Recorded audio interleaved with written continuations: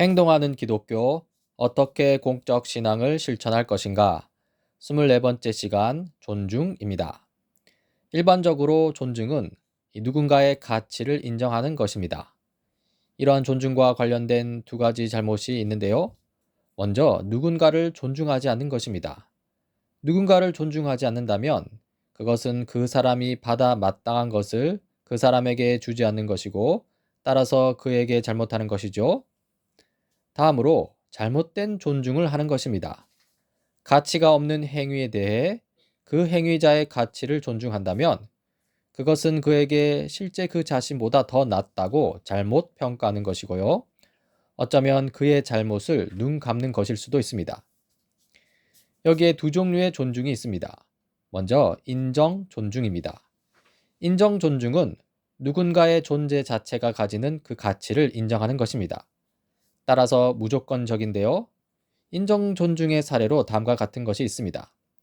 대통령의 직무 수행 능력을 볼 때에는 그를 존중할 만하지 않다고 해도 그 직무 자체가 가지는 역할 때문에 그를 존중합니다 하는 것이죠. 그리고 당신의 생각과 행동이 미성숙한 것은 사실이지만 당신이 하나님의 형상으로 지음 받았기에 나는 당신을 존중합니다 라고 말하는 것이죠. 다음으로 평가 존중이 있습니다. 이 평가 존중은 누군가의 업적이나 덕목을 긍정적으로 평가하는 것입니다. 이 평가 존중은 조건적인데요. 한번 예를 들자면요. 나는 크리스티아누 호날두의 인성에 대해서는 의구심을 가지지만 그러나 그가 축구사에 쌓은 기록들은 확실히 존중할 수밖에 없습니다 하면서 그 업적을 긍정적으로 평가하는 것입니다. 당신이 회사의 비윤리적 행동을 고발함으로써 보여준 용기를 존중합니다 하면서 또 그 사람이 가진 덕목을 긍정적으로 평가하는 것이죠. 이 평가 존중이 필요하기는 한데요. 그런데 이 평가 존중이 가지는 위험 요소를 인지해야 합니다. 앞서 살펴보았듯이 평가 존중은 어떤 조건이나 기준을 만족시키기를 요구합니다. 가령 축구 실력이라는 재능이 있고요. 또 용기 있는 행동과 성품이 있겠죠. 하지만 이 평가 존중을 부르는 조건이나 기준이 비성경적이거나 반성경적일 때 이 평가 존중은 부당하게 작동하게 됩니다. 가령 이슬람 국가 과격분자들은 이 자살 폭탄 테러 행위를 이 평가 존중의 조건이나 기준으로 삼습니다. 이 자살 폭탄 테러 행위를 하면 잘했다고 칭찬하는 것이죠. 하지만 이것은 부당한 기준입니다.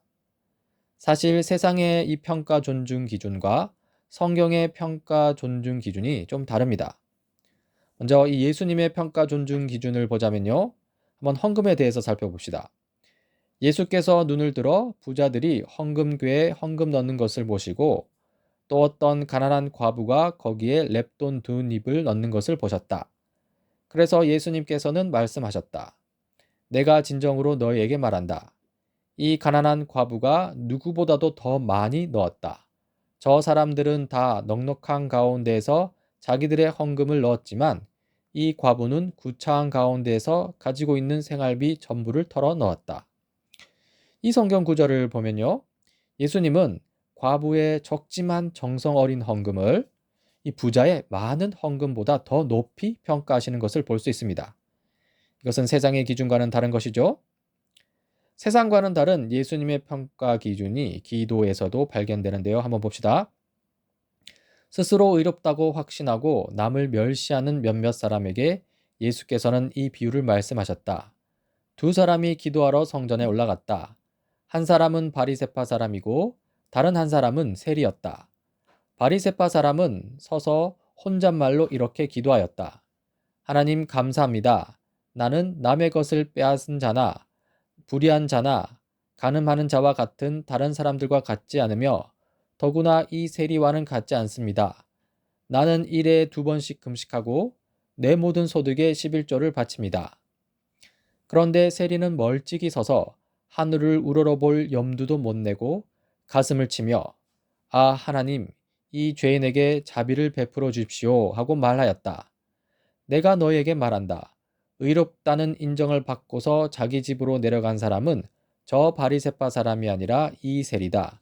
누구든지 자기를 높이는 사람은 낮아지고 자기를 낮추는 사람은 높아질 것이다. 이 성경 구절을 보면요. 예수님은 도움을 청하는 세리의 외침을 이 바리새인의 자랑보다 더 높이 평가하는 것을 볼 수 있습니다. 이것은 외적 명예를 자랑하는 세상의 기준과는 다른 것이죠. 사도 바울도 그렇습니다. 그런데 하나님께서는 지혜 있는 자들을 부끄럽게 하시려고 세상의 어리석은 것들을 택하셨으며 강한 것들을 부끄럽게 하시려고 세상의 약한 것들을 택하셨습니다. 하나님께서는 세상에서 비천한 것들과 멸시받는 것들을 택하셨으니 곧 잘났다고 하는 것들을 없애시려고 아무것도 아닌 것들을 택하셨습니다. 이 세상은 강한 것들, 잘났다고 하는 것들을 평가 항목의 기준에 포함시킵니다. 하지만 하나님은 세상의 어리석은 것들, 약한 것들, 비천하고 멸시받는 것들을 평가 항목의 기준에 포함시키시죠? 다릅니다.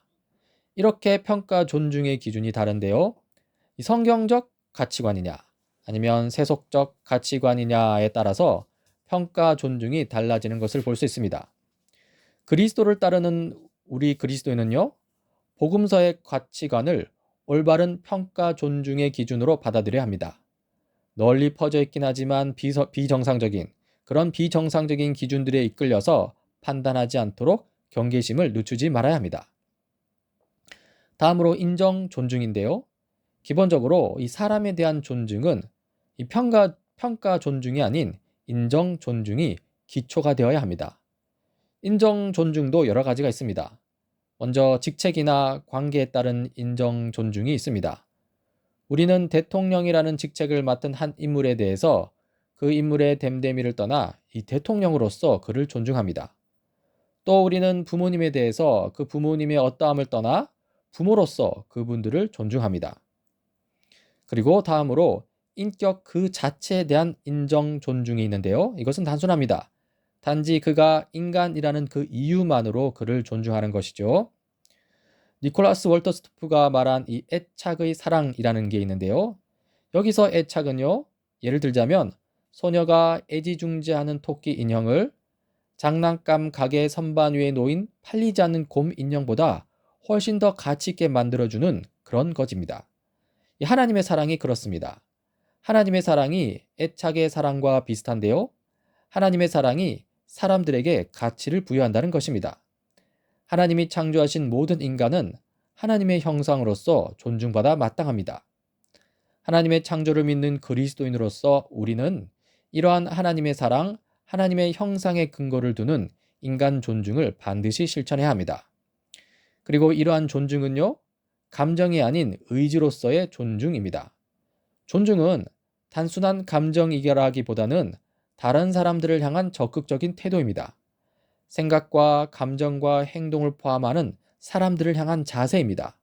이 왔다 갔다 하는 우발적 태도가 아닌 지속적으로 존중하는 마음입니다.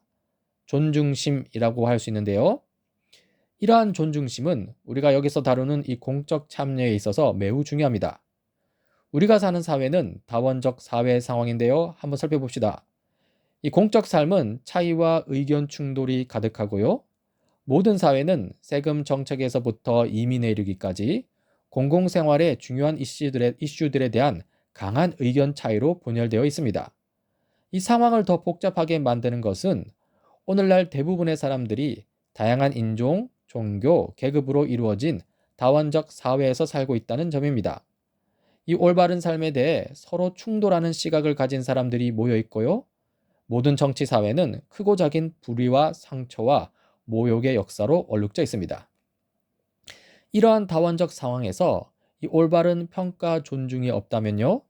이 타협이나 협력을 거의 바랄 수 없는 험악한 분위기가 조성될 것입니다. 존중하지 않는 태도가 만연하면 사회적 신뢰를 갉아먹게 됩니다. 모든 사람이 당파적 동기에서 다른 사람을 용납하지 않게 되죠. 또한 이러한 다원적 상황에서 인정 존중이 없다면요. 상황은 더 심각해집니다. 인정 존중이 없다면 그것은 한 인격으로서 사람의 가치를 제대로 보지 않으려는 것이고요. 그러므로 다른 사람을 인간으로서 인정하지 않는 것입니다. 뿐만 아니라 적을 인간으로 보지 않게 되면요. 그들을 난폭하고 부당하게 대하는 일이 빈번해집니다. 실로 다원적 상황에서 존중심이 없다면요, 이 공공생활과 공공선 추구에 악영향을 미치게 됩니다. 공공선을 위한 건전한 공적 참여는 불가능해지는 것이죠. 이 다원적 상황에서 공적 참여를 위해서는 존중심이 반드시 필요합니다. 평화운동가이자 노벨평화상 수상자인 데즈먼드 투투는 다음과 같이 말했습니다. 우리가 적들을 괴물로 보지 않고 인간성을 말살시키지 않고 악마로 만들지 않고 그들의 인간 인격 때문에 존중받을 자격이 있는 동료 인간으로 볼 때에만, 즉 상대방을 존중할 때에만 우리는 갈등을 막는 대화를 할 수 있을 것이다. 마무리합시다.